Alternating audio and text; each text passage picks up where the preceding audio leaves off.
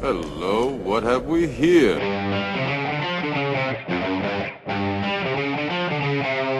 You're wrong. Damn! What the hell was that? Game over, man. Game over. You're wrong. You finished? Well, I didn't think you had it in you. I'm your huckleberry. Greetings, ladies and gentlemen, friends and fiends, and welcome to this crazy little thing we call the Week in Geek, our midweek dose of geekery for you, the people.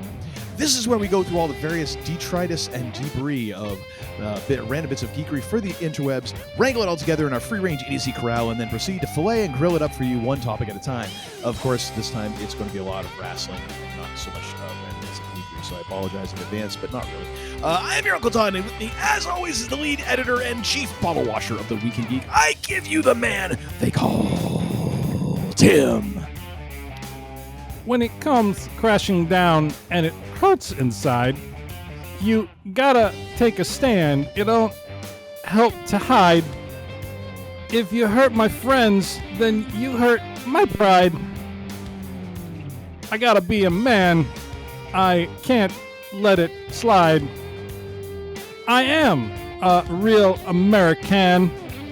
Fight for the rights of every man. I am a real American. Fight for what's right. Fight for your life. How are you, my friend? Greetings and salutations. I knew that was coming, ladies and gentlemen, and I wasn't prepared. Normally the man they call Tim does not tell me what's coming for his spoken word moment intros. Yeah. However, today was a little rough, so we bandied about a couple of ideas. So I knew what was coming. I still was not prepared for the brilliance that was. Oh my God. I'm doing well, and yourself, sir. I'm doing much better. Good. Uncle Todd can attest. I was like a little like Krusty after a hard bender. You know, it's like, hey. Now I'm feeling good. You looked like Adam Pearce on a bad day. Yeah. You know, all that was missing was the pack of the pack of Lucky Strikes, and you were like a cross between Adam Pearce and Lloyd Bridges in Airplane. That's right. Like I picked the wrong week to stop sniffing glue. Absolutely. Oh my gosh. And Leon is getting larger. Anyways, boy. and how are you? So yeah, we're going to dive into. Normally, this is where we would get into a whole bunch of random bits, and we've done this the last couple Week in Geeks where we've put off the random tidbits. It's going to be a real doozy when we actually get past this into an actual Week in Geek. But we're going to use this week's Week in Geek to catch up on the Backlash PLE. And I think you have a few other things on here, so I'll let you determine how you want to proceed here, sir. By the way, can I just say I made a little bit of a faux pas when I was doing my intro here. Oh boy! Normally, we're already printing a correction. No. Normally, I have my window set up where Uncle Todd is kind of to the left side of my monitor, so I can see him and his reaction, and then I have the lyrics and the content on kind of the right half of my monitor. Mm-hmm. I forgot to set this up. So I literally, all I could see was the lyrics, and I couldn't see your expression, which is probably why I didn't laugh whenever you reacted. No, it was typically what I did. It was for the best. Okay. It was probably for the best because I was losing it over here. I was losing it. I always like how I can, just surprise you. I especially love the ending. Fight for your life. Fight for your life. You got to give it with a little vim and vigor. Oh, it was glorious. That was glorious right there. How do you want to deal with this, sir? You've got a few things. You have a whole bunch of stuff crossed out on this outline. Well, and you have a few things that aren't crossed out. So I crossed the stuff out because I want to save it because I'm lazy. I copy from week to week the template. So when I tell you that you copy and paste, you get mad. But here you are admitting it, sir. No. When you reduce me down to nothing more than copy paste, I get mad. That's what. Not that's reduce you down. Oh, I merely pointed out your technique. But you whatever. Were just like, well, you just copy and paste. It's like, yeah, that's all I do, huh? All right. Whatever makes you feel better. Whatever don't makes you feel see all the work I put into curating the articles that we read, such as Okay, sweetheart. We get Back to the Future's ending could have been darker than we realized. Yeah. Well, how long has that been on the outline? We have not gotten about 4 weeks. I think longer, honestly. Well, it's a timeless movie with a timeless content that follows it. So, okay. Are we talking about that, or are we getting into something else? No, we're not talking about that this week. Next week. So I'm kind of all over the place a little bit here. So we're actually going to start with a couple news and notes before we get into Backlash. So we'll start with some some small content and work up to the main event. But I just wanted to talk real quick about my adventures, ladies and gentlemen, this weekend with the grill and the oven, because I embarked upon a journey that many have taken before me, but I have, for one reason or another, have not yet embarked upon, and that is the journey to make beer can chicken. I have never made beer can chicken. And this is kind of shocking to me, because you are kind of a culinary adventurer, sir. I know. When it comes to the meats. I know. And at one point, my darling wife had bought even a beer can chicken stand for me. So basically, you mount the can, and then you of course mount the bird on the can. But this frame holds onto the can, so when you actually grab the chicken and take it off, the can stays, and you don't have to extract it. This would later prove to be a very interesting thing that I would need to do because of what I ended up having to do when I actually cooked it. So, so I basically, where I live, we have every Saturday morning, we have a French market out in the downtown area. So farm, what? I said, yes. So we have various farms that show up with their wares. We have, folks, it's like a mishmash of all sorts of different vendors.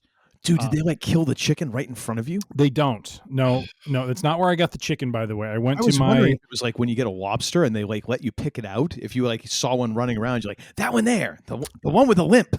I went to my local hookup, the Wheaton Meat Market, to get myself some grade A chicken, 3.5 pound chicken. I didn't want to get a big chicken because my grill is not huge, so I was trying to see if I could sneak this thing in and just get the lid shut to hold the heat in. Unfortunately, that did not happen, so I had to cook it in the oven. So not happy about that. I wanted to cook it on the grill, but it is what it is. No, so at the French market, we have there's pottery vendors there. There are what else? Book vendors. I mean, there's just all sorts of different stuff there. I think I counted 4 different vendors for honey. I mean, it's crazy. I didn't realize there was that much honey that needed to be sold. So, well, I think the problem is you can't really regulate how much honey you get. It was you get as much honey as it's like when people grow zucchini or something. You always see it out on the side of the road, free zucchini. It's you grew about 80 tons of zucchini and realize you don't have a distribution network set up. The supply chain does not apply. Everyone is stop taking your calls. They're no more zucchini. Enough with the zucchini. Oh my God, too funny. But yeah. So there and there are also various sauce and barbecue sauce and barbecue spice sort of vendors that are there. And I ran into this new guy who has not been there before. He's called the Sauce Boss. And this guy, very friendly. Basically, I mean, I take him at his word with the story, but basically just kind of came up with this concoction to put on popcorn. When he made popcorn, people, his family loved it. He started to put it on eggs. People loved it. So he started putting on potato chips. People loved it. So he just kept going, and now he's selling it. And he's got not only now you use it for suntan lotion. Now use it for suntan lotion. Not only does he have a rub, but he has a couple of sauces. I got one of the sauces, and what's great is it's a bourbon sauce. Oh. And the bourbon has not been cooked out. Oh, do tell. Yes. So, maybe I should get you a bottle of it. You would appreciate it. Now, are you able to transport that across state lines into Maine now? Because, they don't let you ship anything else here into Maine. Well, I don't know. I'll have to ask my local UPS distributor if they would allow barbecue sauce with a hint of whiskey. But yes. And by the way, ladies and gentlemen, let us not let it not escape everyone the jug. It's not a jug. There's no handle. It's just when you go to take a sip, it's like classy glass. It is very classy. It just looks like a jug. It's a pineapple. It is a pineapple. There's no pineapple in what I'm drinking, but hey. Whatever. So I bought. So my wife and I are hooked on these potato chips this guy sells with his seasoning on it. I mean, they're so good. So, I mean, it's salty too. Like that's how he gets you. It's the salt. The salt is prevalent. It is there. Well, that and the cocaine. Oh, well, that too. So there's a seasonings. So we got some seasoning, got some sauce. And I forgot to send him a picture. I told him he has a card. I was going to send him a picture of the before and after, much like I sent you of the bird. Never did that. But no, I used his seasoning on the bird liberally. I did put on some avocado oil first, so it holds the seasoning on, and it was very good. It came out very well. I cooked it in the oven about an hour and 20 minutes. Came out. Now the extraction process was very interesting because when you take the chicken out, you now have to extract. For those who don't know, you basically mount the chicken on the can. You set the can down in a into drip the pan, chicken's nether regions, and there is a opening to the crevasse, and you mount it on the beer can. And so when you take the chicken out fully cooked, you now of course have to extract said beer can. However, the challenge is the beer can is probably close to 400 degrees, so you can't exactly grab on and pull because... And there's hot liquid inside the beer can. So my wife was kind enough to help me. I have these two implements they're called the bear claws, and you use them when you're making like ribs or like brisket, so you can like grab it from the grill. So I used that to grab the chicken. And then my wife grabbed a set of tongs and was grabbing the can, and eventually we extracted. So I just picture you two like flying across the different it was a beautiful scene. And then the thing I learned is what I just want to point out here is the man they call Tim's wife is a vegetarian. So this is true love, ladies and gentlemen, that she is assisting in the extraction of a beer can, a red hot beer can from the nether regions of a chicken that is obviously is dead. Yes. And that she will not eat. No. Like she's not even participating in the culmination of this process, and yet she is there to extract said can from the chicken's pooper. Yes. So yes. Once and then again, I learned that I apparently don't know how to carve a chicken, because whatever side I had it on was like the wrong side to, like, I thought I had it breast side up. And so I try to start cutting, and I'm hitting bone, and I'm hitting more bone. I'm like, what the hell is going on? I'm trying to take the legs off. It's not coming off. It was just like a complete mess. And then once go ahead. Sorry. No, I was going to say, once I flipped it over, then it's like, oh, there's the breast meat. So I had it on the wrong side. There's so many jokes that I could be making here right now. Yeah, I know. But I'm not gonna. Good. Good self-control right there. So the thing is, like, I had to learn how to carve a turkey, a few like years ago, because we started having Thanksgiving at our place, and I was like, I'm tired of relying on other people to do this. Let me do this. Yeah. Once you watch a couple of those videos, like you start understanding exactly where to cut to get like kind of the maximum meat, and it gets a lot easier. Just watch a couple of those like turkey carving tutorials. It's basically the same. Like the anatomy of the bird is about the same. But the thing that confused me is the way I had the chicken oriented was similar to what I do with a turkey. And I didn't, and when I'm carving the turkey, I'm carving the breast meat and everything. But when I flipped it over, I could see the similarity there too. So I don't know, maybe I just kind of was disoriented. Maybe you were just excited. I was excited. Too many of the cocaine chips. That was it. I wanted to try the beer can chicken. You just had to stop yourself from just gnawing on it like a savage. Yeah. Basically. Oh, also had Brussels sprouts with smoky bacon cooked into it. So let me tell you, that was good. That was real good. And so it was a meal for the ages Saturday night at the man they call Tim household. Nice. And then just want to get just a quick shout out once again. Happy Mother's Day to all the mothers out there. We celebrated on Sunday, honored our matriarch of the family, my lovely wife. Went to basically a old British pub in the city in Lincoln Park, and had a fine meal there, and just had a nice time with the kiddos. And so we had a good day. yeah, so good weekend overall. How was your celebratory Mother's Day? It was good. Basically, my wife, because she kind of she's impossible to gift buy for, because she sees things and she just gets them, and I'm kind of similar. So we're both just pains in the ass. We're kind of at that age, you know what I mean? Yeah, I mean, we've got our own money. Like, it's just the way it works. So what she really wanted was to go and buy flowers for. We have a bunch of planters in our yard, and she wanted to go and get flowers for those. So we did. We went out did a little lunch Nice. where she wanted to go. There's a really cool kind of Mediterranean sort of place around where we live, and went there. And then went and searched for flowers. And unfortunately, this greenhouse that we normally go to that has, like, my wife is a big fan of petunias, specifically like the super petunias. So the petunias get real big, and they usually sell them in like the hanging pots. But what we do is we put them in the planters, and the nice thing is, like, these things will just grow as long as you water them. They will grow, and they'll mound up, and they kind of go over the sides of the pots, the planters, so it looks really nice.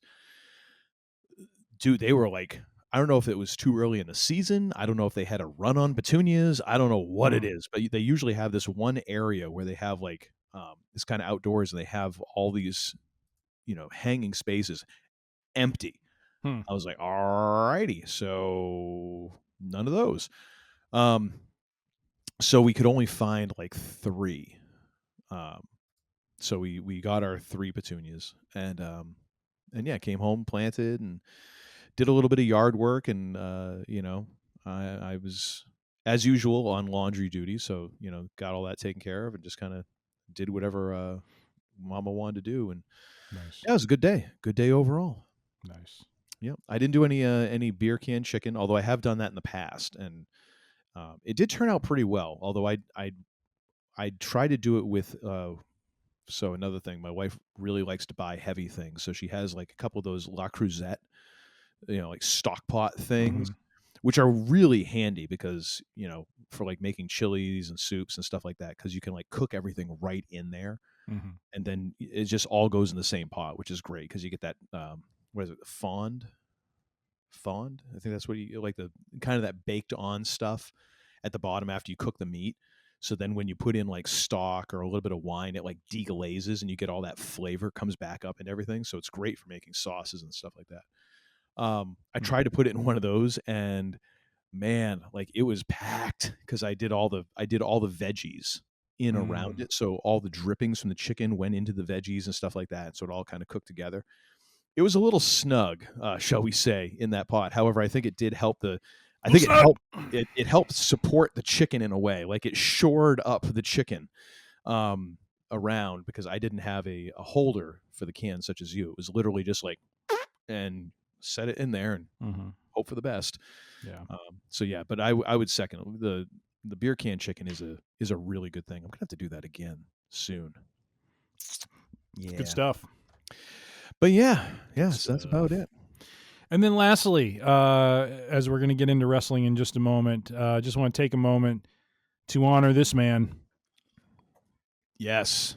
The great Sabu. You don't have nearly enough scars to pull that off, but I get the idea.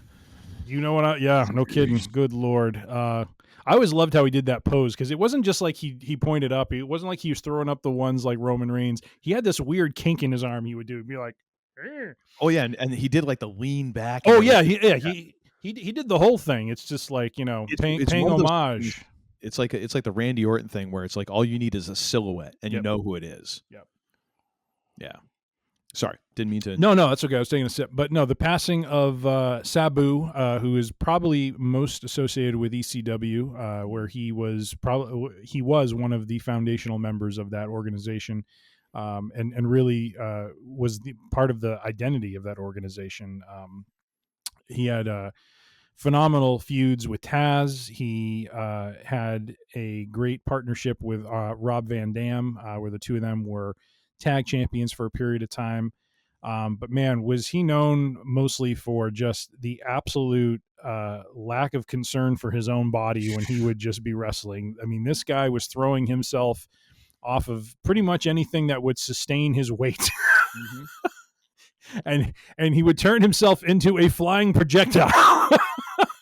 Just the video of him like setting up a chair, Yep. running across the ring, stepping onto the chair, launching himself over the ropes, Yep.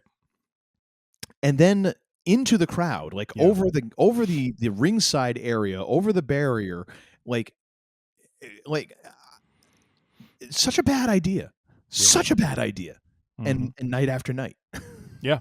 And that was actually probably one of the safer things that he did. And honestly, he came out with, kind of the traditional Arabian sort of head garb. Mm-hmm. He wouldn't really have a shirt on, but man, when you saw his body, all you saw were scars all over his chest and his back and his shoulders. And so, he comes out and he's doing the pose and he's getting the, the intro about how, well, especially in ECW, the most homicidal, the most genocidal. I mean, he was just, and then you see this guy and you're like, yeah, I buy it. Good Lord almighty. Guy's like a human pincushion, for crying out loud. Jeez Louise. Yeah. No, he was. I've only seen I didn't watch ECW in its prime, and I've kind of only seen clips of it, but just the stuff I've seen, I'm like, this man had no regard for his own safety or well-being. No. Which is one of those things that Paul Heyman was like, I can use that. Yeah. No, I mean, they're like one of the famous. I think one of the famous clips, if I'm not mistaken. Shoot, maybe this is Rob Van Dam I'm thinking of, but whenever you would see like a montage of ECW highlights, was it Sabu who would like jump like he'd be running across the ring, jump up to the top rope, and then launch himself and do like basically a somersault out into the crowd? Was that RVD or was that him? Honestly, it could be. It could have been both of them, to be honest with you. I think RVD did it as well. So yeah, the only difference being I think RVD managed to do it a little bit, slightly more safely. Yeah. Because he was.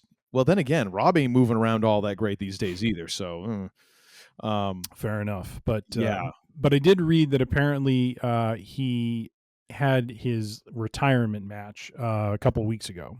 Yeah. So it's kind of sad timing. I mean, I guess in a way, he was able to get a send off before before he passed, but nonetheless, we just want to hold up a drink and toast to one of the extreme legends of ECW and later WWE as well, Sabu.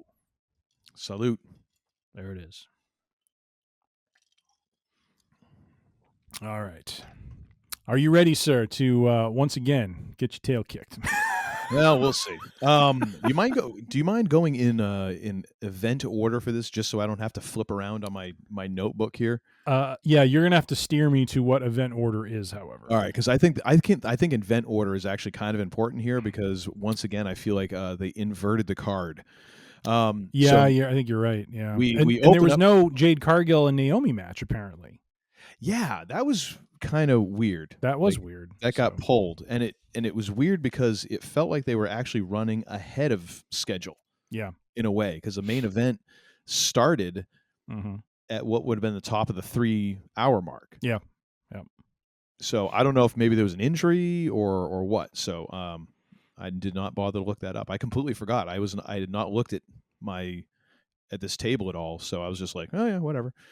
And I might have been a little bit disgruntled at that point. So we open up with the 4-way dance for the U.S. title.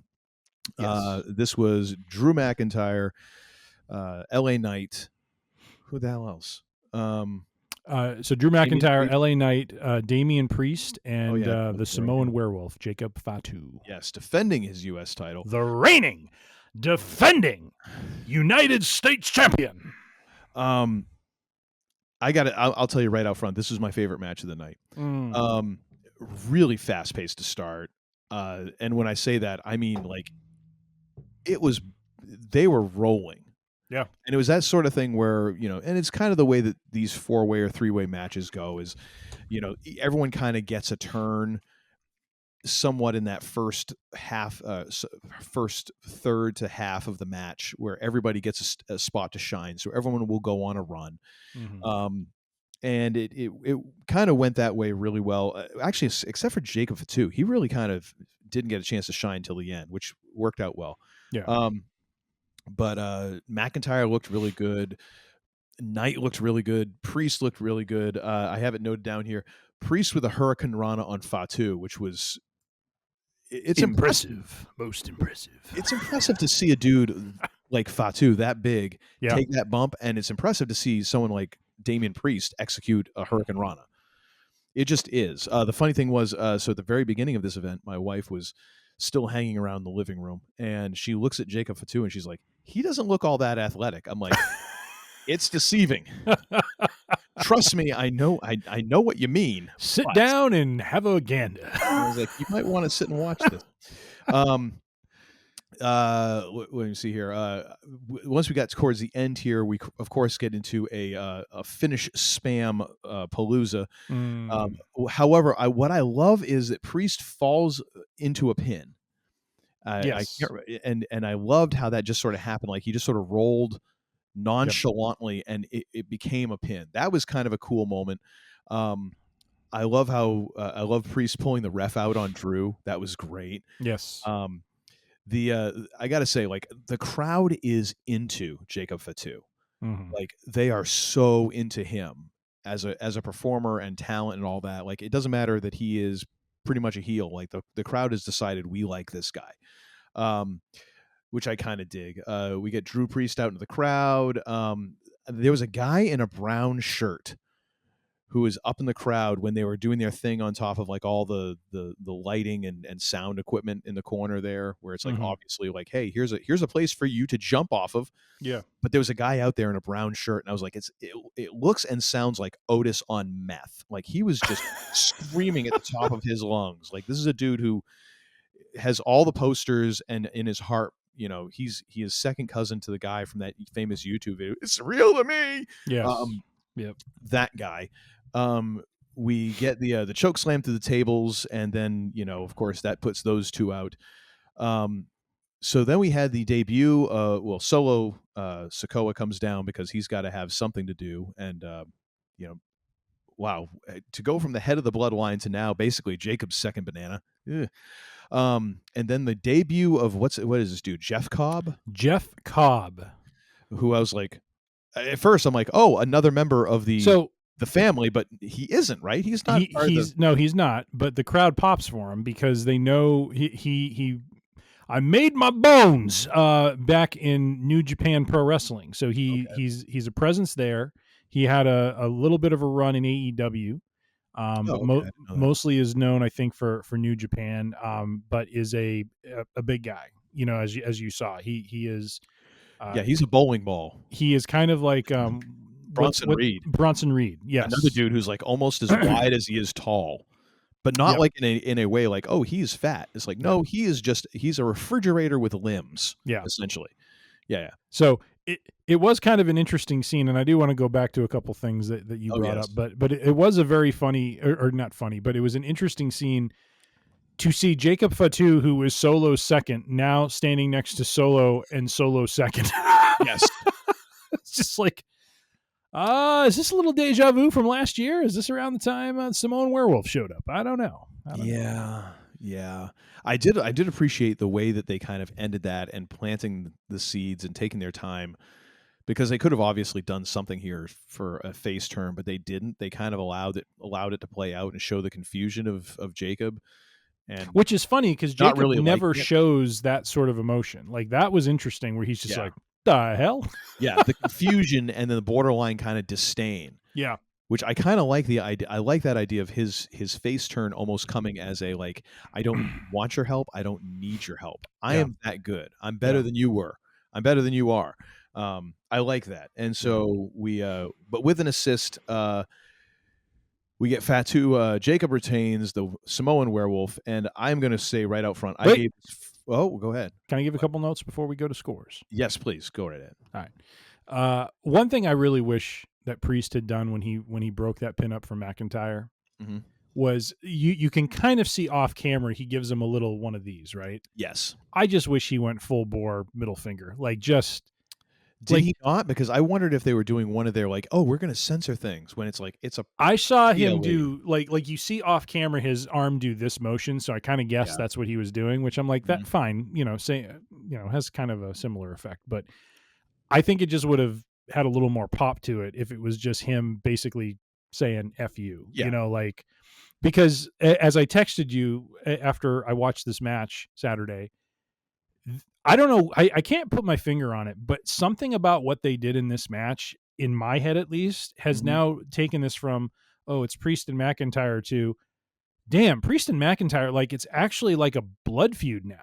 Like, Yeah. I feel like these two guys, like at WrestleMania, I'm just like, I didn't feel like the beef, like, I knew what the background was and why they kind of built into that match, given their history. But now that there's been, WrestleMania plus this, and what ends up happening with the extracurriculars outside, where they essentially take each other out.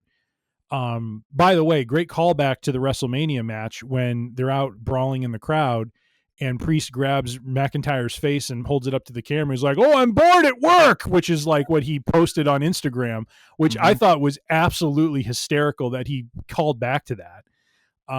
Before he gave him the south of heaven through the tables. I was just like, good Lord. Like that's what's starting to make this more of a blood feud to me, is we're seeing like these guys' characters come through in the match, and there's an edge to both of them, and you can almost feel it's, and why I compared it to Punk was because the hatred between McIntyre and Punk was palatable, and it wasn't palatable until this match for me for some reason. Now I'm like, okay, these two hate each other. I want to see them throw. And yeah, so I just really just love the work they did, the two of them in this. LA Knight, like, I don't have a lot of other notes, but like, and you hit all on the high points. I thought this was like, even though LA Knight doesn't win, he doesn't come out any worse. You know what I mean? Like he looked like solid in this. Yes. He is just going to be one of those guys, I think, that's just going to be a go-to rock star of a performer who is going to put on a great match with who he's paired with. And then Jacob Fatu, I think by design, I think, the end of the match was where he started to shine, and the crowd is so with him. It's just a matter of time. LA Knight was making fun of him doing his. Yeah. Oh yeah. Yeah. Oh yeah. That was great. That was lovely. Great. So yeah. And then the appearance by Jeff Cobb, I thought was great. And I love the fact he got a pop. Like when people could finally see, probably the crowd could see on the screen who it was. They, thankfully the fans are like, this is the AJ Styles effect. It's like Styles came into WWE not knowing if anyone was even going to care about him, because he had been in New Japan for the last like 4 years. And so it's great to see the fandom is not just so locked into just the product, but they have an awareness of what else is out there. And so, so just a phenomenal match. I thought the right person won, and so your score, sir? 4.25 stars. I gave this 4. This was good. This was a good match. I could see a 4.25, but I went 4 on this one myself. Yeah, so. no, this best match of the night by far. Yep. So we both get the winner correct. We both picked Jacob Fatu to win. You are 0.5 off the pace with your 4.25. I nailed it with 4.0. 0.5. What's that? I'm half a star off. You said I was 0.25 off. No, I said you were 0.5. Oh, okay. Sorry. I thought I heard a 2 in there. Never mind. I think it's the jug of liquid he's drinking. Oh my gosh. Yeah, the mostly tonic water. Okay. The bubbles are messing with me. All right. So after the first match, demand they call Tim's up by 1. All right. And from there, all is well with the world. We go on to the we got to follow that match for the Women's Intercontinental Championship. Lyra Valkyria defending against the man Becky Lynch. I have things to say about this match, but yeah, I gotta say, like, the back-to-back submissions towards the beginning were good. The problem I have with those is, and I think I mentioned this with Lyra before, like, there's too much time in the setup. It takes her a little too long to get things set up. It's not smooth. It's not as fluid. With that particular move, you mean? With a lot of her stuff, it seems at times in matches, and I wonder if that's inexperience, if that's just the moves that she's choosing to do, if it's just her style. I don't know. That particular move she was doing, where she's standing on Becky Lynch's, like, what would those be? Not quads. Well, hamstrings. she did the surfboard thing, but then she also Right. did the thing where she was swinging her. And I was talking more about the surfboard thing, like Yeah. that setup. I assume that's what you were talking about. If you watch clips of of Brian Danielson doing that, Daniel Bryan, whoever, Mhm. that setup takes about the same amount of time. That's a hard move to do quickly. Oh, and totally. I think the one where she was swinging her before that, Okay. that the setup for that took a while. Mm. And so then having those two back to back, it just was like, okay, it's kind of cool, but at the same time, it sets off that bell of like, and this is fake because I can see the cooperation, like I can Mm. see the strings, you know. And I mean, hey, it is what it is. Like that's it's neither here nor there, but I just like to point it out because sometimes that can pull the lack of fluidity Mhm. can play into that. And I don't know. I got to say Becky's timing was off in this match, and of course that's going to be the case. She's been away for a while. There's ring rust. It doesn't matter how many times you're at the performance center and all that. Like this is her first one-on-one match in quite a while, and so that kind of took away from it. Man, and here's another one, and I don't want to continue to tool on Becky, but she has got to have the worst working punch in the business right now. Really? It is abysmal. Wow. It looks faker than fake than fake than fake, and she utilizes it a lot. And I'm like, you've either got to do something about that, or you got to start doing chops. You got to do something. But it is so absolutely fake, and it pulls me right out of it because I like Becky Lynch. I like her character. But man, there's just some parts of it where I'm like, oh, please just make the punch look just like 10% better. That's all I'm asking, just 10%. But it's like I don't think it's gonna. I mean, am I wrong in that? Am I totally off base?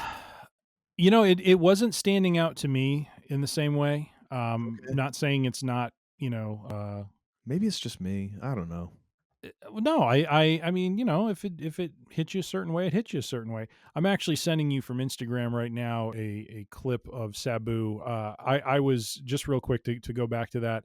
He one of the popular clips was him jumping up on the top rope and not doing a somersault. That was RVD.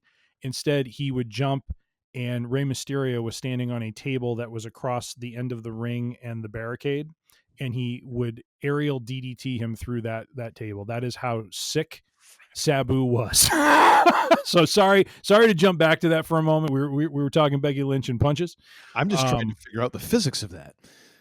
It looks crazy, but her punch, honestly, I texted you this, and I don't know if you laughed when I texted it.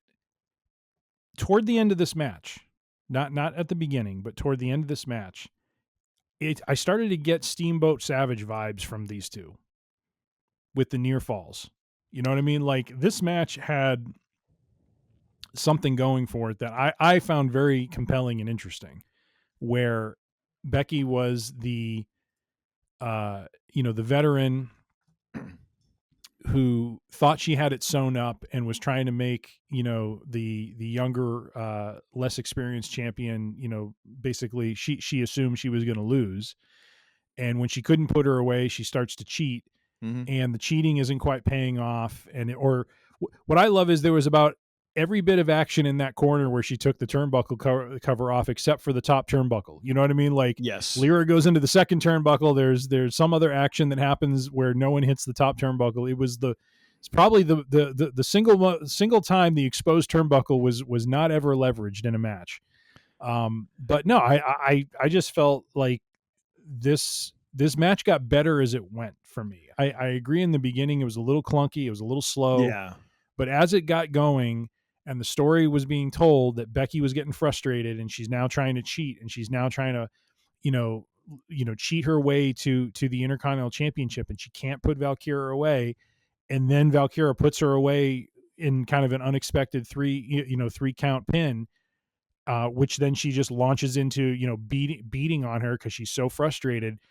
It was a great story in the match. Like it didn't stand out at first, So I agree with everything you're saying about how it started. It felt Mhm. it had its moments where it was clunky, but toward the end, I'm like, holy crap, this is starting to feel like Steamboat Savage, where it's like these two are pulling out all the stops to put the other one away, and they Mhm. can't do it.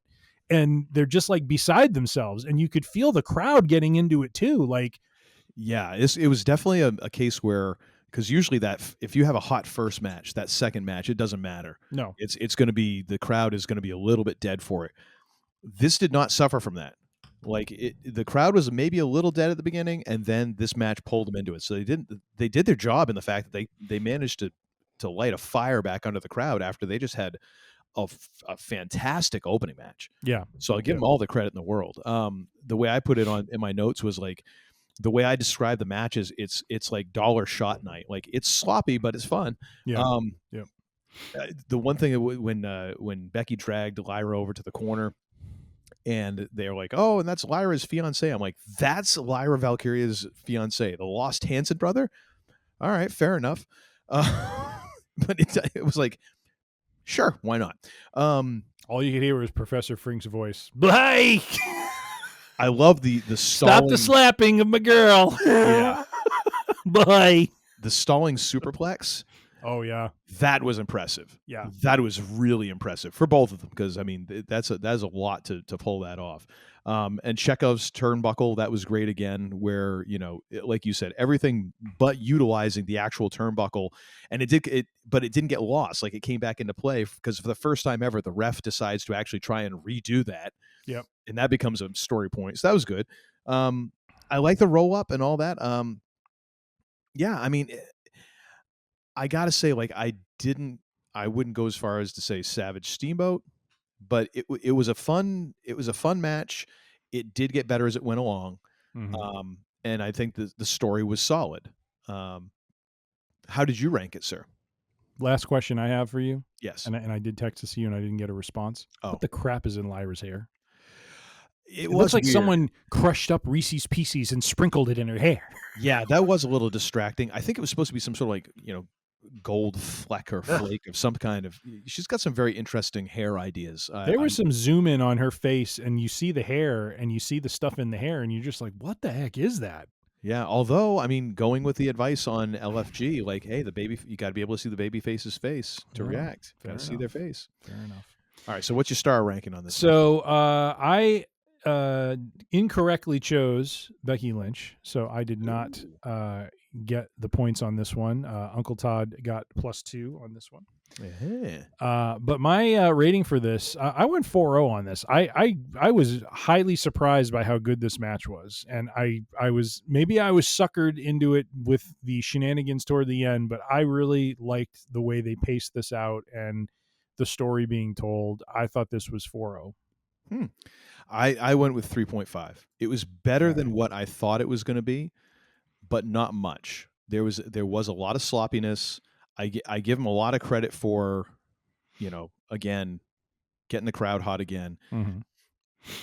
Becky's offense just kind of dragged it down for me a little bit, though. That's what takes a lot of wind out of it, and I feel like I've seen a lot of the reactions and a lot of that stuff, and in a way, like, it really worked for her going up against Lyra, because I'm like, ooh, this is kind of new. It's a new dynamic. So yeah, it's 3.5 for me.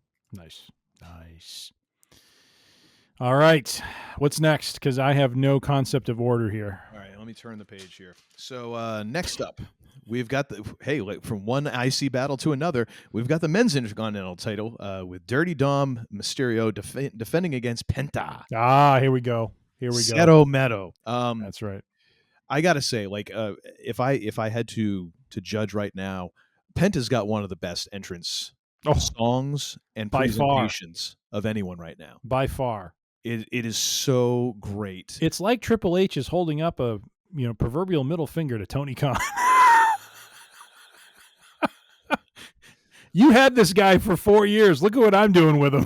Yeah, I mean, just between the lighting, the firework, the use of pyro, and then like just his walk to the ring, the 87 kilos, like all of that is dude. It fits. It sets him apart so much. How many every week that goes by, the number of hands that are throwing out the Cero Miedo as he's going down, and how he taps every hand. I mean, his popularity is just off the charts. Oh, he's over like Rover right now. It's absolutely. I think here. This is my text to you. Penta and all 87 kilos is over as hell. Yes. Tony Khan should be banned from owning a wrestling company, letting him and other talent go. What a joke. I can't disagree. So, and then Dom's jacket looks like something you get it on sale at Spirit Halloween. He loves him some cow print. I don't know what it is. I'm not really sure what that is about, but you got to admit, like he's sticking with it. I give him credit for that. He's like, I'm going to bring it back. The jacket he's wearing, it's like puckered out so much. It's like 2 sizes too big for him. You know, it's just, it looks weird. Have you seen him? He needs all the help he can to kind of look like he's bigger. You know, it's like a cat when its fur puffs up. He's going to come out on his toes next. Great. But Dom gets a big pop too. Like Penta got a huge pop when he came out. Dom is getting an equally big pop. Like people are loving them some Dominic Mysterio now. Yeah. Dude, the Dominic dive, suicide dive into a DDT. Oh, dude. What a great visual that was watching that. Like I almost came up off the couch for that. I was like, did I just see that? Yep. Did that really happen? Mm-hmm. That was excellent. I love the American audiences trying to cop some of the Euro chants. Oh yeah. Although they're not quite as good, you know, because we just don't do that here in the U.S. So there's not the variety. Like they're trying to stick with that same one and use it everywhere. Yeah. You know, but hey, points for trying. So we get I did enjoy the Dom pulling out the Oblivion. That was nice, although it was a little awkward watching him do it and realizing, like, yes, Dominic's legs are a little bit longer than Liv's. Mm-hmm. It looks a little more awkward when he does that, sort of like when he does a 619, the same sort of thing. Like the way that he swings around, it's not as snappy as Ray because he's like a foot taller than Ray. Mm-hmm. Dude, the Mexican Destroyer on the apron by Penta was freaking phenomenal. And then we start getting into the various shenanigans at the end with Judgment Day and Finn hesitating with the chair and all that yada yada yada. But we get, of course, then we have freaking Gable. I'm sorry, not Gable. El Grande Americano coming out with the loaded mask because we can't have El Grande into like one feud. He's got to be in like 3. Yes. Apparently, you know, Gable is getting paid by the TV minute these days, so that's how he's making his money. Dom gets a frog splash. Dominic Mysterio retains the Intercontinental Championship, and of course is going to be claiming he is now the greatest of all Intercontinental Champions. Of course. Do you have any other comments before we get to our star ratings on this one, sir? So I had a similar comment about the suicide dive into DDT by Dom was impressive. Folks, ladies and gentlemen, chest slapping people with chest coverings is just foolish. Can we just stop with this practice, please? Don't do the Ric Flair woo slap if someone is wearing a chest covering. Yeah. It doesn't work. It ain't going to have the same effect. Just stop it. I would love to see someone come out with someone who's noted for doing that. Like, you know, they're going up against Gunter and they break out like the D'Lo Brown chest protector. Yeah. They come out all covered up and it's like, ha, get me now. Yeah. That would be funny. But other than however D'Lo did that with his head back in the day. The man had like pretty close. That was actually pretty close. Was it really? Because I mean his head was like there was no like cartilage attaching it to the body. He just swiveled that thing. His was funkier. Yours was more like a seizure, but that's about as what else? You need an EpiPen. Yeah, pretty much. The Mexican Destroyer on the apron was crazy. That was insane to see Penta do that. Great scene with. First of all, I wanted to look up again. Came in unprepared. Did not look up the referee's name for this match. But God bless him. I mean, this man knows how to point out the chicanery. And not only does he point to the people in an overly acting sort of way, but when he goes to throw them out, I absolutely love how the cameraman has the camera right on Carlito, who is convulsing with anger at the moment he gets thrown indignation. out. Oh, the indignation. Absolutely. And then the best part is, as they're still arguing with the ref is bent over in between the first and second rope, and there comes Penta flying over. Yes. The 747, baby, coming flying over. And oh my God, that was hysterical. Oh my gosh. I love that. I absolutely loved it. And then I just wrote El Grande Americano is ridiculous. So Yes, it spoiled the match for me seeing him out there. So yeah, that was too bad. But of course, you're not going to take away. Penta's not going to get a clean, a clean loss here, and you're not going to take the title away from Dom yet. I think they should have. There's shenanigans to afoot. Further inflame the Finn and Dom drama. No, that's already pretty well inflamed. I'm not sure how much more inflamed you want it. Thought you were going to make some sort of disgusting comment about things that are inflamed. Well, I was going to go for like a herpes simplex 3 sort of thing, but I did not, and I'd like credit for that. Thank you. Oh my goodness. Oh yeah. Anywho, a little preparation each. All right, I'm gonna go right out here. So Dom retains, of course. I'm giving this 3.5 stars. 3.5. Okay. So +2 for you on that. I gave this. Hang on a second. I'm sorry. I can't read my notes. 3 3/4 stars. 3 3/4. So you are 0.5 then off the pace. Yes. All right. I gave this. Let me see. I picked Penta, so I don't get the points for the winner. But I gave this 3.5 stars. So I am 0.25 off the pace. I get the +1. So all right. So we have +1 and +2 for Uncle Todd. All right. Very nice. All right. 3 up, 3 down. End of an inning. Where are we going next? Is this Gunther and Pat McAfee? Unfortunately, the semi-main event. Frack me. One of my notes in this is, what sin did I commit to deserve this? You know what would have made this great? What? And I should have sent Triple H. Would have anything have made this great? Through certified mail a check. Make it happen. I want to see Nia Jax walk out in the middle of this match just basically think Rocky 2 when Mick is sitting in his bed watching Apollo Creed's press conference and Creed says something awful about Rocky and he just like, blah, it's like soup goes flying or something like that. That's the reaction I want to get out of Uncle Todd. I want to have him be sitting at home watching the event. And here's Pat McAfee on his screen. He's like already disgruntled as it is. And then here comes Nia Jax. Blah! I would have shat myself in anger. That's probably how that would have ended. My first note here is Pat coming out dressed like he's heading to Buffalo Wild Wings with the boys.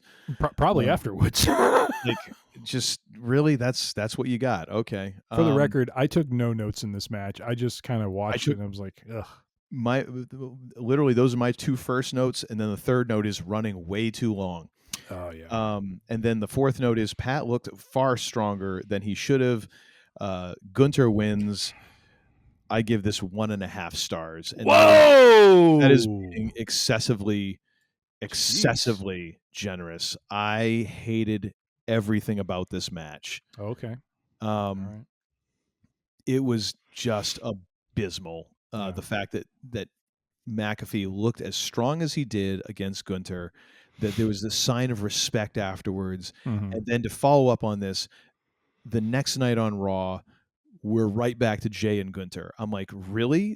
This is where we're like, this little detour with McAfee. Like, what was the point? Yeah. Of any of it? Yeah. Of any of it? It was ridiculous. It was stupid. And then to have Gunther do the respect thing at the end, I'm like, no. I anyways, I'm sorry. Your thoughts, sir.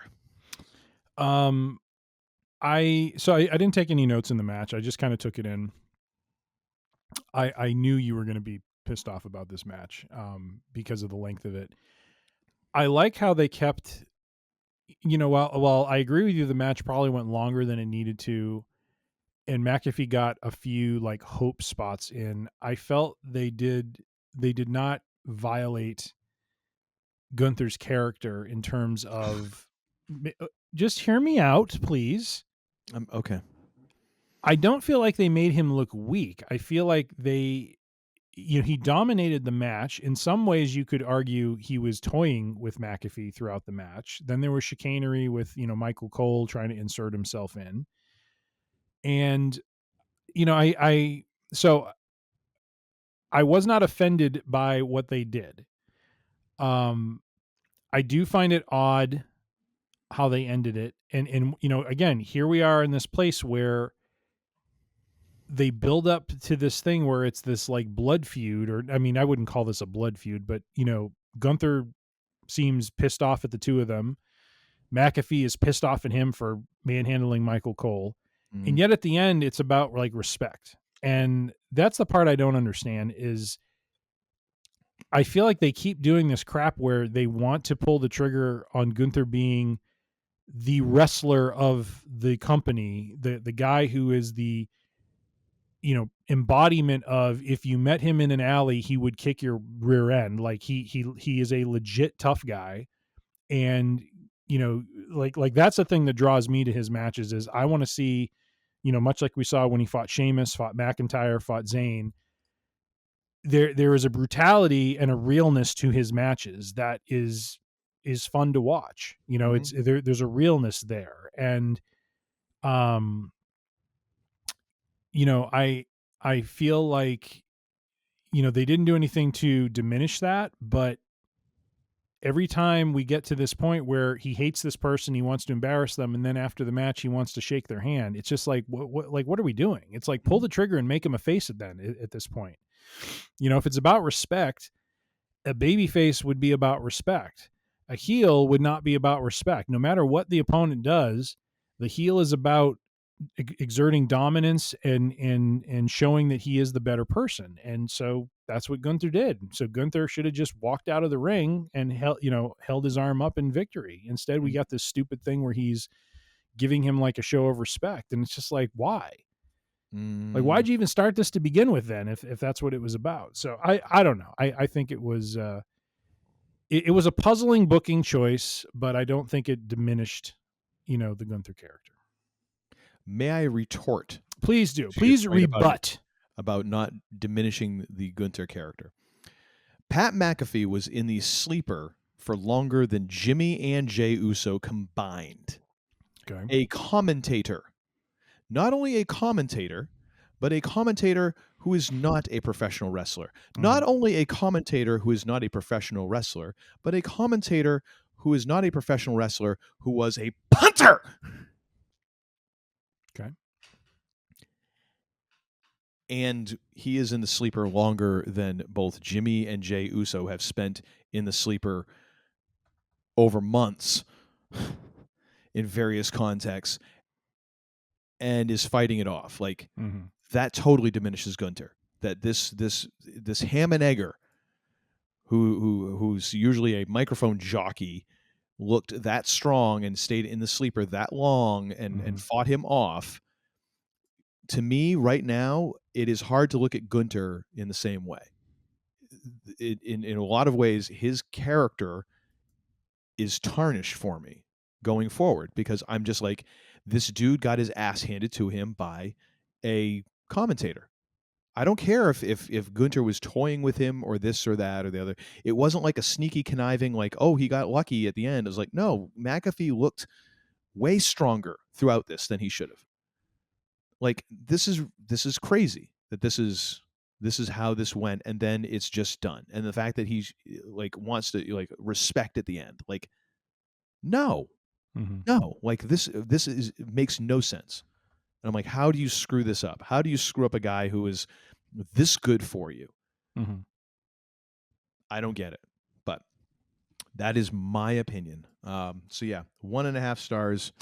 I really felt like that was even being generous. 1.5, huh? What did I have? Yeah, no, that was pretty much it. Yeah. What did you have? I was a little more optimistic. I actually gave this 2.75. Hang on a second here. I've got to switch windows because I need to do... You're wrong.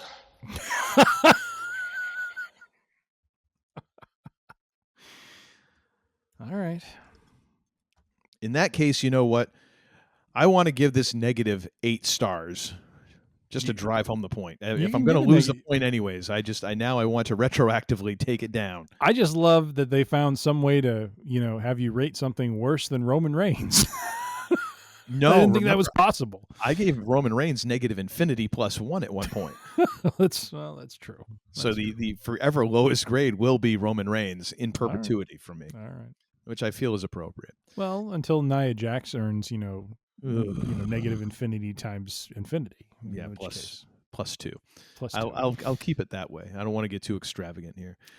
So all of this happy horseshit leads us to the main event.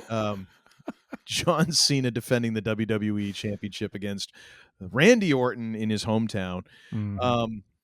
I love I just love how Wade saying Cody wouldn't go low, but Orton will. Like, sure, let's bury Cody some more. Let's make Cody look even weaker than we already did by having a guy like what's the Travis Scott, who as Jim Cornette rightly pointed out, isn't as big around as Jim's wrist. Managed to help him lose the championship. Yes, let's bury Cody a little bit more. In addition to having Cody sponsor the match, so apparently money is being made off of Wheatley Vodka sponsoring the match that Cody's not in, which he should have been in because it should have been a return match. But we haven't seen hide nor hair of Cody because he's who the frack knows. Going Wheatley, I like my vodka neatly. Maybe Cody is going to get hair transplants from the same place that John Cena got them. Oh, I love the point in this match where Randy drops Cena on the announce table. It doesn't break. Cena obviously pushes it over, kind of by yes. And then Randy kicks at it like a dried turd. Oh my God! There's just this level of disgust. Like, are you serious? He's had it towing at it. I'm like, just move on. And then he proceeds to go set up another table so that he can throw Cena through that one. Yeah. This match I felt it was okay. Yeah. It was okay. It's playing off of the legacy of these two. I think Brian Zane over at Wrestling Regret said, it's Cena versus Orton, just a lot slower. And I have not really seen a lot of those past matches. But yeah, it was definitely slower. We get a whole bunch of shenanigans, 2 ref bumps, RKOs for pretty much everyone in the company. And then, of course, R-Truth comes out, which I'm just like, okay, we're just... Why not?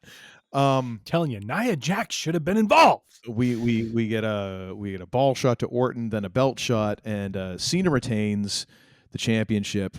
Yeah. That it? That's what I got. What do you got for comments on this one, sir? I really liked. So again, on this one, I didn't take notes. I was watching with my youngest, and again, legitimately enjoyed it. Enjoyed the match. We really thought it was cool how the first attitude adjustment that Cena did ended up with Randy accidentally putting him in an RKO as he went down. Did you notice that? I did. It took the replay for me to really notice it. Yes, it was not obvious. Yeah. No. It was not an obvious maneuver. So we got a good chuckle from that. Action was okay.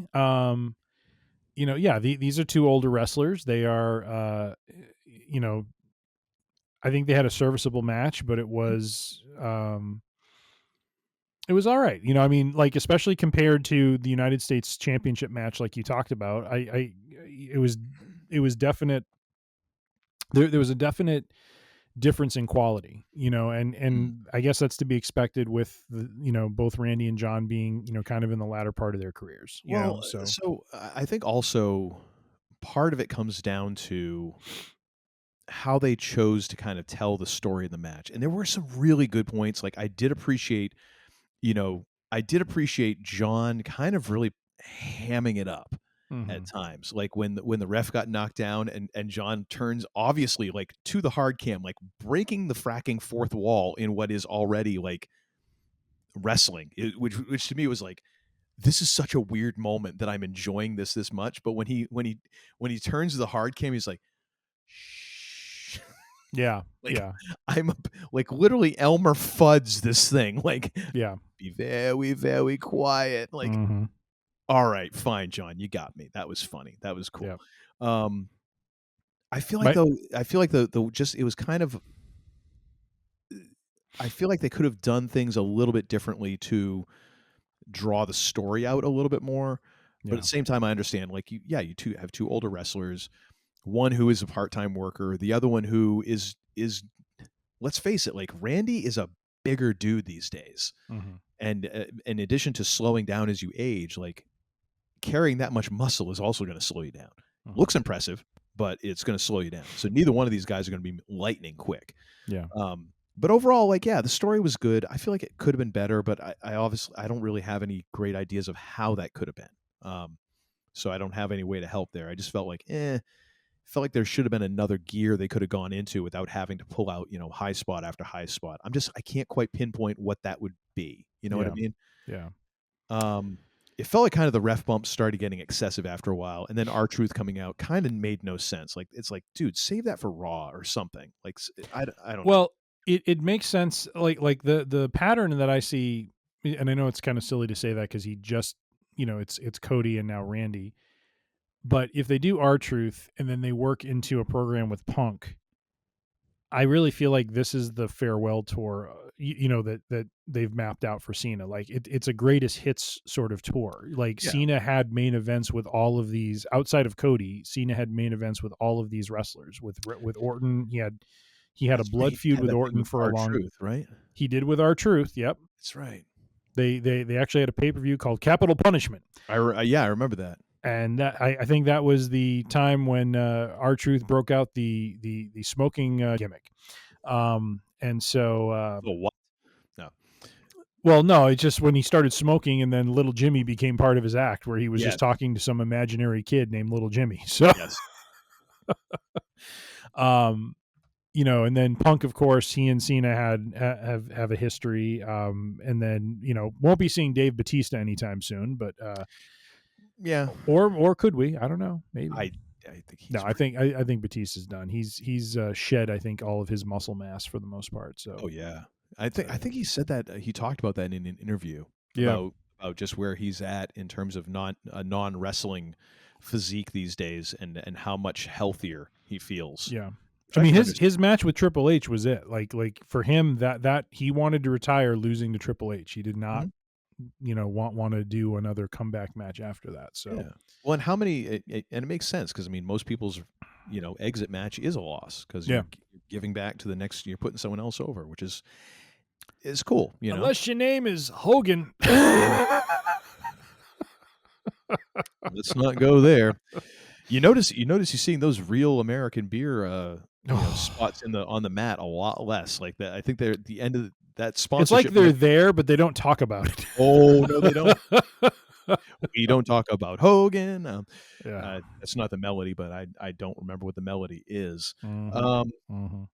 It was kind of a good match. I did enjoy the post-match promo from Cena, and I'm really hoping that how he had them, like, I don't need music, I don't need this, I just need competition. I'm hoping that we're now going to get to the point where he's going to literally come down, because they've already done away with the video package. It's just a black screen with John Cena. Yep. Like, I'm really hoping we are getting close to a no theme music entrance for John Cena. Yep. That'd would be great. Love that. You know what would be even better is if they played Bad Bad Man. But see, that again, that's playing into it, dude. Like, you got to go no music, none. That was a cue to hit the music. I know it is, but you know what? I'm not. I'm not pandering to you. I'm not playing the hits. I'm not asking to pander. I'm asking just for a little groove. You know what I mean? Just a little something. Ah, there it is. Love it. You done did it. You done did it, Chaos. You done did it now. Chaos, you should have put this one in the vault, man. You should have put it in the vault. I did put it in the vault. You made me bring it back. Gonna pop the clutch. Here we go. Y'all ain't ready for this. Y'all ain't ready for none of this. Your boy's a bad man. Then we invading the streets, making them clap a rapper skirt. They be dropping the heat. I actually standing up on my YouTube. I flip fools like them clamshell cellular phones. I can't hear you with the music. So on my YouTube feed today, I'll have to go by and find it. But John Cena, Bad Man. There's an actual music video for this. Oh yeah, you didn't know that? I did not. I'm going to link to. Oh it. yeah, it's like a total like Gary Coleman is in it. It's a total like throwback to the '80s sort of thing. It's hysterical. And he's like Hannibal from the A-Team. See, I just saw that today. Got Bumpy Knuckles as Mr. T.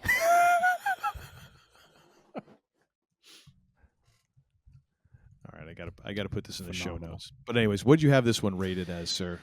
All right, so we both picked Cena as the winner. I had this rated as I gave this 3.75. Wow, I liked it. So where am I? I had this one as 3 stars, so apparently I guessed correctly. And you did. I even kind of gritted my teeth a little bit giving it that. Really? A little bit. I think mostly because I was hoping for, even though I was kind of shooting low for this, I was hoping it would exceed my expectations, but it really just kind of meh. And also I had a little bit of a anger hangover from the Gunter McAfee thing, so yeah, that played into it too. Well, ladies and gentlemen, we have a first for Uncle Todd in 2025. He actually comes out a winner in this one, 12 points to my 9 points. So any talk now, here's where it's going to go. No more is this a fixed sort of event. Now everything is on the up and up because he has won. It is because he has won. Finally, we are seeing the light here. All right. So as far as a total on the leaderboard, we don't need to go to that, do we? We have Uncle Todd with a paltry 76. Oh gosh, I swear to God, 76 points to the man they call Tim's vigorous and virile 83.5. We don't need to go into virile, okay? We did I just love that I almost got you to spit take. We do not need to add the virile in there, okay, sir? It's taking it to a place I am really not comfortable with. Oh my God. The fact that I almost got you to spit it all out. I love it. Oh, good stuff. So wait a minute. What was your total again? For the event or overall? No, for overall. What are the overall? I have 83. Somehow I ended up with 0.5 points coming out of the Elimination Chamber event. Isn't it like side bets? Or I think it might have been side bets. So for 83.5 points to your 76. So I am up by 7.5. All right. So your lead is under double digits. So I'll take that. That's fine. Yeah, I'll get it back up to above double digits. All right. Well, what have you got for nothing else? Just because you're growing hair as we speak. Like I can actually hear your back hair growing. When I actually have to put a filter on Tim's mic so that you don't hear it's like corn growing in the back. Oh my God, that is too good. So strong Greek genes. So what do you got for in another thing for Week in Geek Wednesday? Well, I came in not very well prepared. Don't do crack, kids. You know, I'm just going to go with the beer can chicken at this point, ladies and gentlemen. If you've never ventured and tried this technique of cooking chicken, I would highly recommend it. Thank you for filling it in, Uncle Todd, in the show notes. But yeah, I would highly recommend. I started out with a Coors Light. I'm actually going to move on to something that has like maybe a fruitier sort of composition to it, just to see if that infuses the chicken with a little bit of something. But I did a Coors Light. Bit of seasoning in with a beer as well. Did you do that? That's true. I did not do that. I need to do that. Ah, yes. You got to put a little seasoning in with a beer, and then the vapors take it up. Vapors? It's the vapors. Oh Lord, I'm getting the vapors.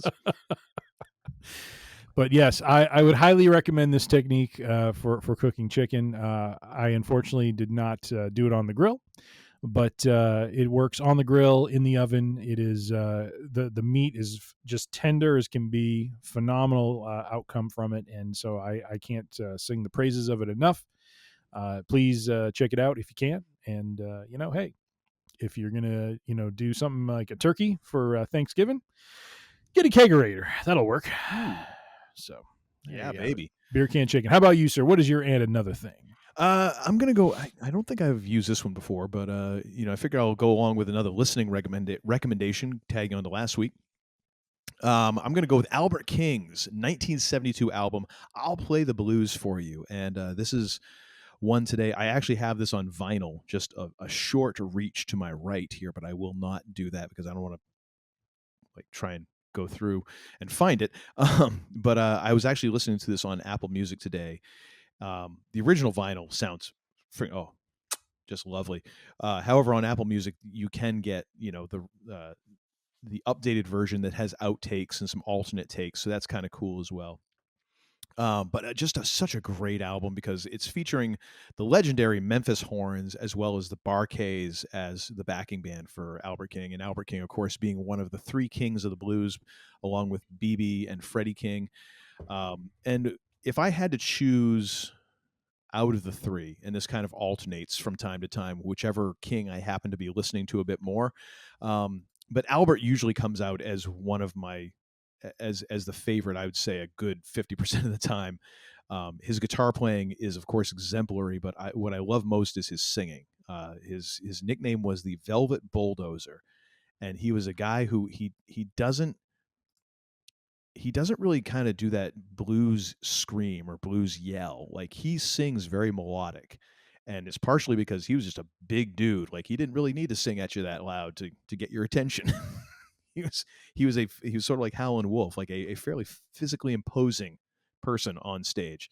And you can tell that by you see pictures of him playing guitar and his hand almost just wraps around the neck of the guitar. You're like, that's a big ass catcher's mitt of a hand you got there. I don't want it, that if that hand gets a hold of you, it's lights out for you. But such a great guitar player, great singer. And this is an all-time great album. The title track, of course, is wonderful, but he also does a cover of I'll Be Doggone, which is a Marvin Gaye tune. Does it completely differently. So good. Just a beginning to end great album. So give that one a listen, a spin on your turntable or on your whatever streaming service that you happen to favor. Very nice. And that, ladies and gentlemen, is it for this Week in Geek Wednesday. Thank you all for joining us. We do so appreciate it. Join us again on Friday for Free Range Idiocy Friday. That's when we'll have our episode talking about our Thunderbolts review for the MCU feature that has graced theaters this month. But until then, make sure that you subscribe to our podcast. You can find us on all the major podcast purveyors, whether it be Apple Music, Spotify, or Apple Podcasts, I should say, Spotify, Pandora, Amazon, all of the major players. Go ahead and just type in Free Range Idiocy. I guarantee we're the only ones claiming that name. You can also find us at freerangeidiocy.com. You can grab all of our episodes there. You can subscribe right through the Podbean app. You can find us on the YouTubes. We have full video episodes there on our YouTube channel.